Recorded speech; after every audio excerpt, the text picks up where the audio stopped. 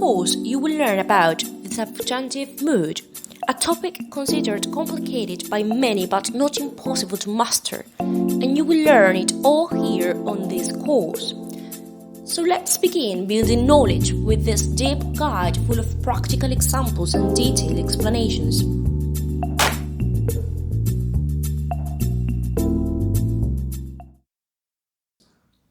First things first, let's take a look at the definition of the word subjunctive. The word subjunctive, according to the dictionary, means relating to or denoting a mood of verbs expressing what is imagined or wished or possible. The subjunctive is not a tense, it's a mood. First of all, what is a tense? A tense indicates an action that is connected to a time frame, past, present, future. And what the hell is mood? A mood indicates the speaker's thoughts or intention behind an action and how they want to frame what they are saying. A mood can be applied to certain tenses depending on what you want to say. In Spanish, there are three moods. The indicative mood is the most common and is used to relate facts and objective statements. The subjunctive mood is used more commonly in Spanish than in English. It is used to express reactions and feelings, subjective thoughts. The imperative mood is used to give direct orders or commands. With that being said, let's get deep into the use of the subjunctive.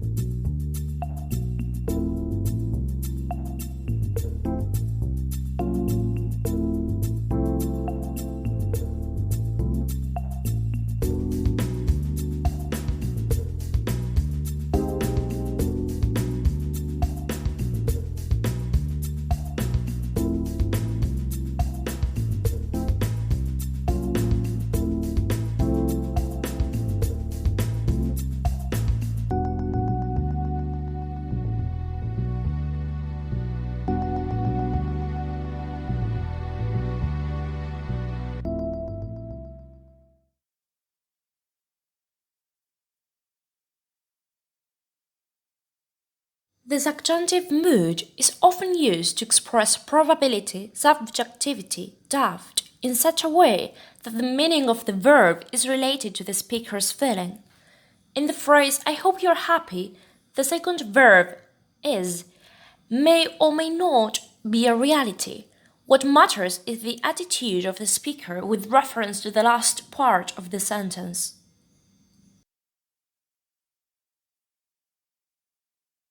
The subjunctive expresses an attitude of the person with respect to someone or something. In general, it needs another verb that determines the meaning of that attitude. It is often used in subordinate clauses that begin with the word que, but not all the sentences with que need the subjunctive.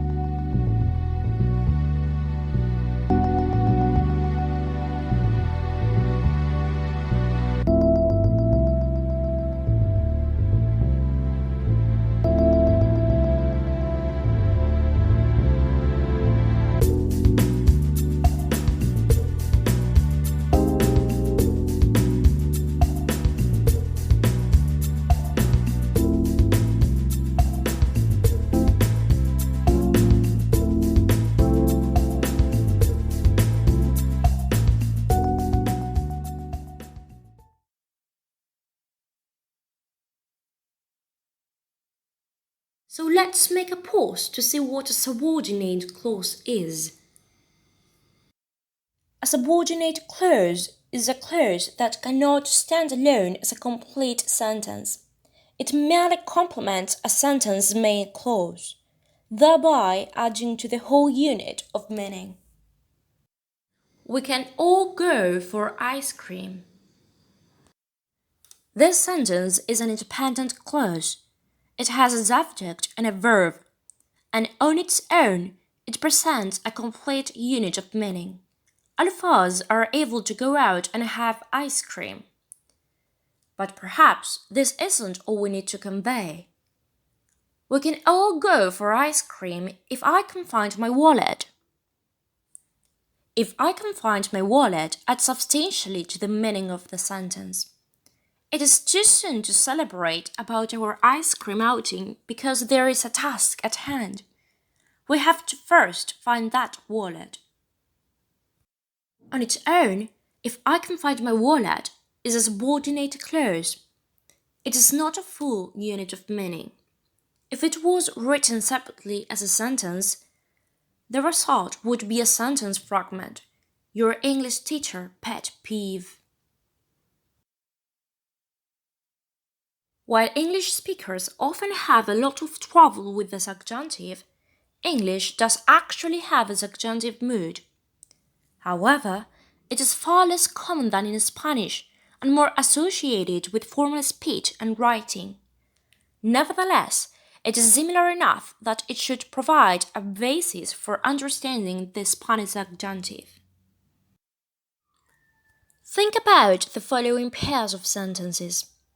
If I were in your position, I would call the police. I was in your position, and I called the police. The important thing is that you be here. You are here, and that is the important thing. I wish I were a little bit taller. I am now a little bit taller. The first sentences in each pair are subjunctive. This allows them to communicate doubt or conditionality. In the second sentence of each pair, the outcome is already determined, and the subjunctive is not necessary. Luis habla español. From the speaker's viewpoint, the idea that Luis speaks Spanish is an objective fact. Es posible que Luis hable español. From the speaker's viewpoint, the idea that Luis speaks Spanish is an hypothetical situation that may or may not be true. This is the fundamental difference between the indicative and the subjunctive. Take a look at this sentence. If I had the money, I would buy it. Think about had. At first glance, it appears to be the past tense of to have. But why use the past tense? The speaker isn't talking about the past. They are saying that they can't buy it now. This sentence is describing a state of affairs in the present.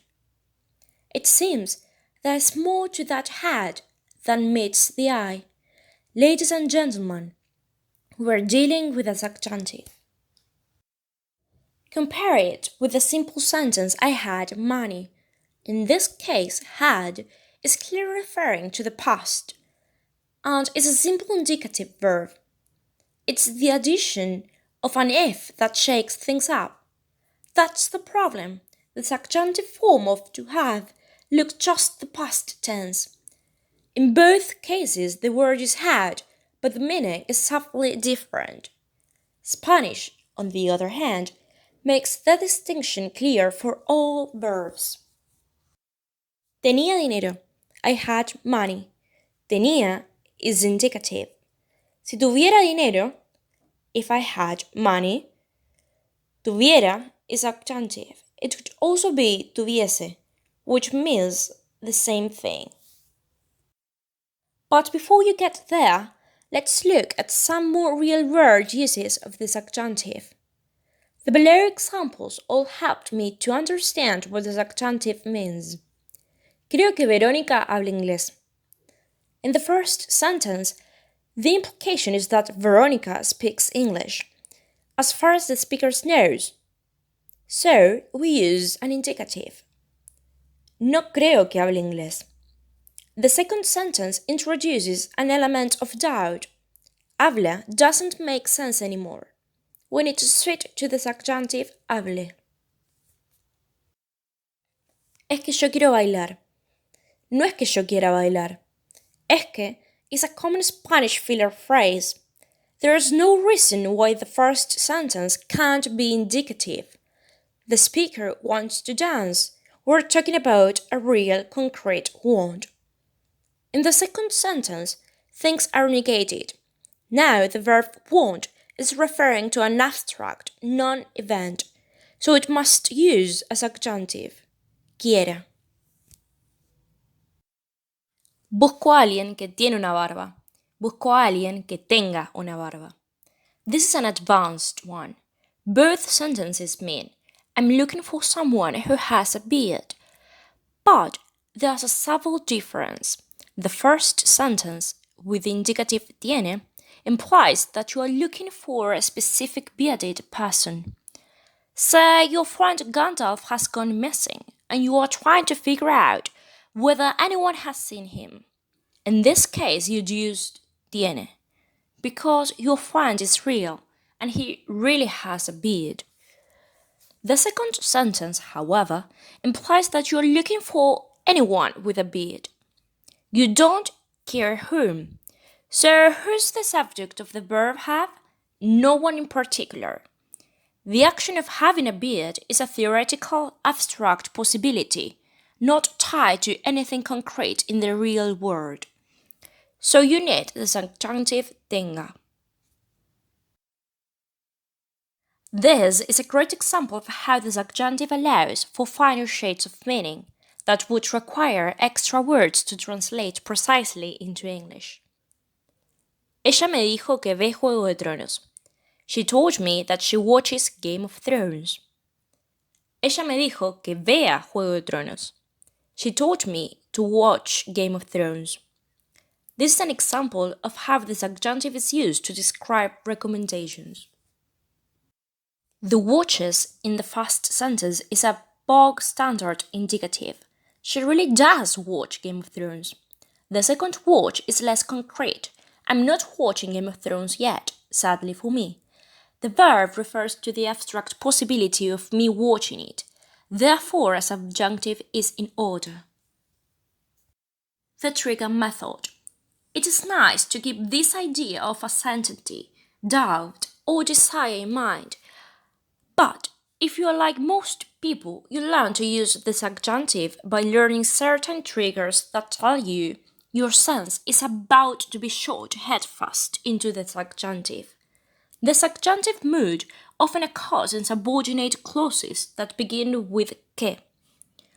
For example, es probable que salgamos tarde. Es bueno que tengas tiempo libre. The first sentence, the subjunctive verb expresses a probable but indefinite outcome. In the second, it expresses a subjective opinion about whether it is good or bad to have free time. With a sense of uncertainty or desire removed, their sentences would be Salimos tarde, we left late. Tienes tiempo libre, you have free time. Note also the beginnings of the sentences, es probable and es bueno. These are classic subjunctive triggers. A complete list of these triggers would be rather long, so here is a short one.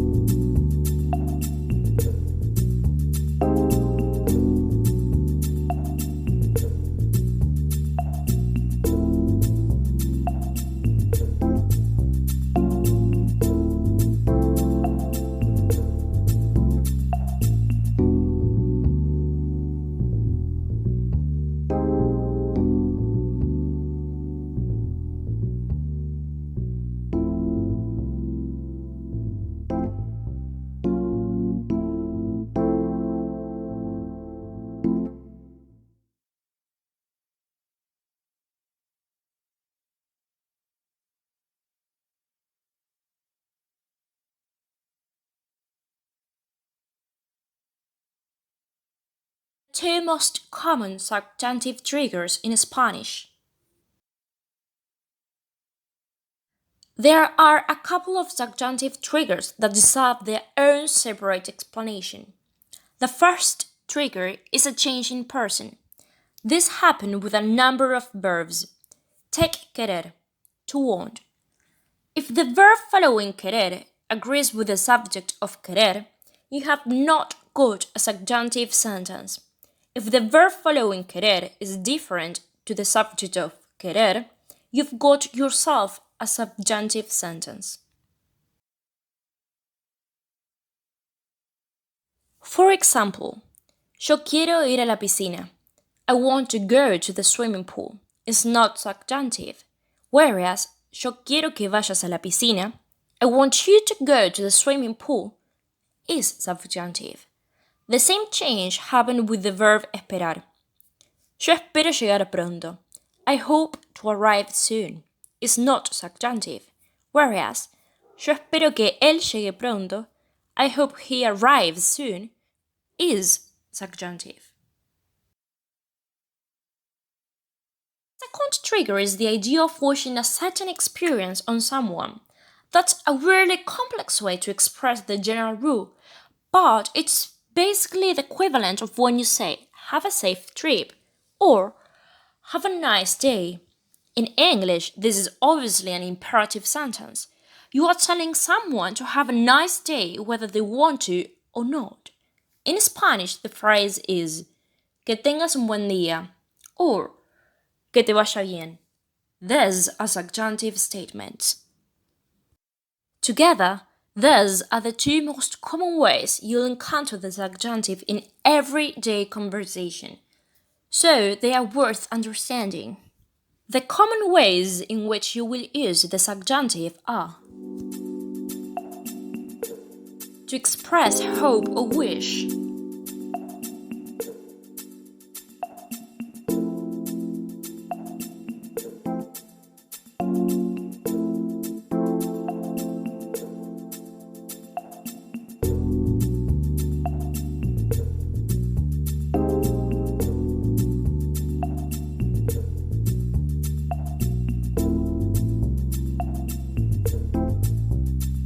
for request, advice, or suggestion.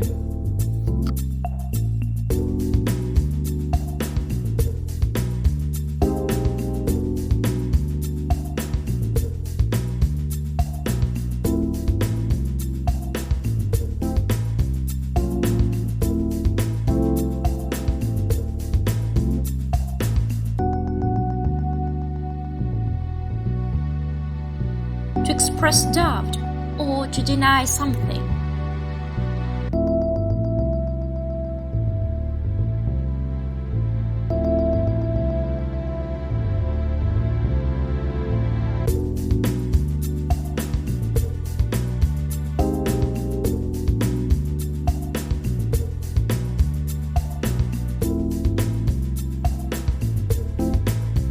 To express an opinion with impersonal expression.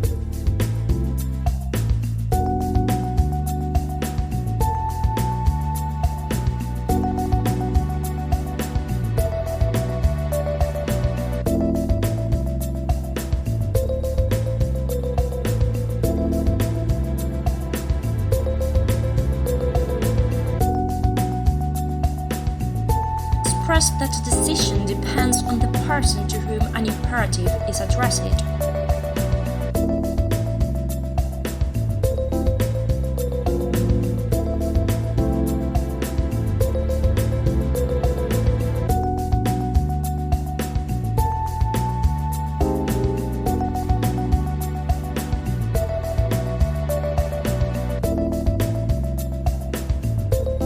To talk about the characteristic of people or things unknown, not concrete, hypothetical.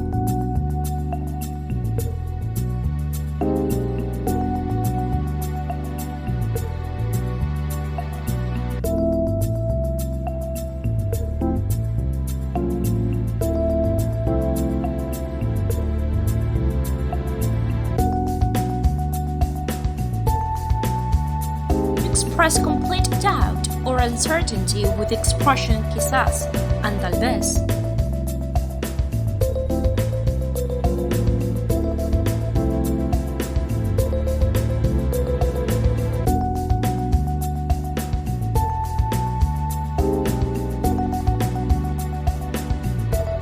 To express the idea of purpose,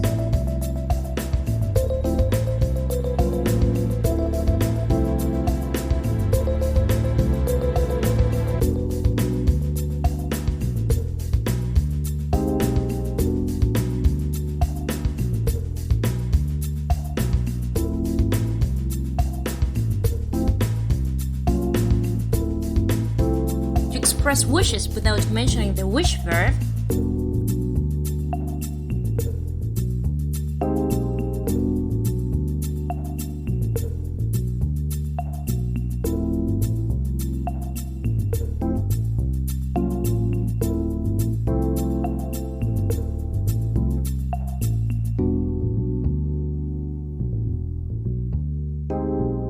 to express emotion or feelings about something,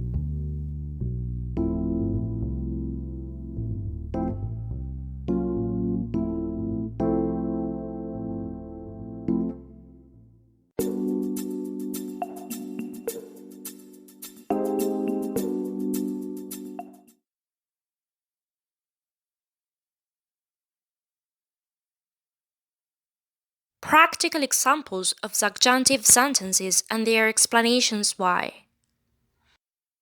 Quiero que no tenga frío.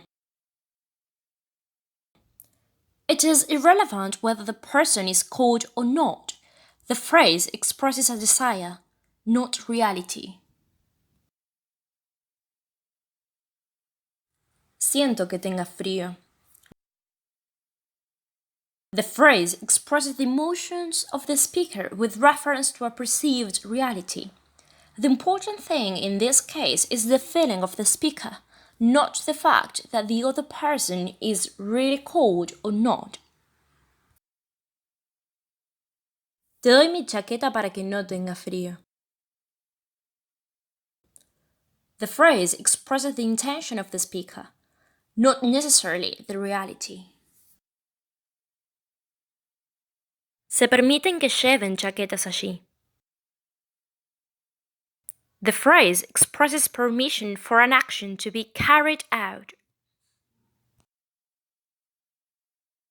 Di a ella que lleve la chaqueta. Expresses a command or a desire of the speaker. No hay nadie que tenga frío. It expresses the denial of an action in a subordinate sentence. Si yo fuera un rico, tocaría el violín. This is an expression that affirms something against the facts.